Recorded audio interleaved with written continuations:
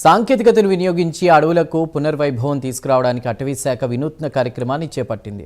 అనకాపల్లి జిల్లా రావికంతంలో డ్రోన్ల సాయంతో సీడ్ బాల్స్ను అడవుల్లో చల్లి పచ్చదనం పెంపొందించే కార్యక్రమాన్ని విజయవంతంగా నిర్వహించింది. చేరుకోవడానికి కష్టమైన అటవీ ప్రాంతాలను లక్ష్యంగా చేసుకుని చేపట్టినటువంటి ప్రయోగం మంచి ఫలితాలను ఇస్తుందని అధికారులు ఆశాభావం వ్యక్తం చేస్తున్నారు.